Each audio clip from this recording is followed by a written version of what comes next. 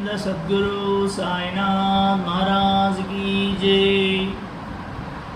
5వ అధ్యాయంలో వేప చెట్టు క్రింద పాదుకలో ప్రతిష్ఠించిన కథయు, 26వ అధ్యాయంలో చెప్పబడిన హరిశ్చంద్ర పితలే అనుభవమును ఈ నమ్మకమును దృఢపరచుచున్నవి.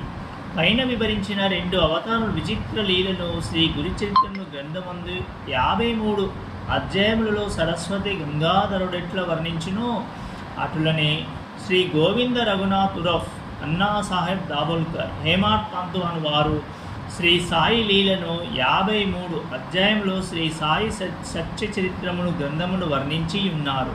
కనుక శ్రీ సాయి సచ్చరిత్రము ఈనాటి గురుచరిత్ర అని చెప్పవచ్చును. పై చరిత్రల గురించి ఈ దిగువ అంశములు గమనార్హములు.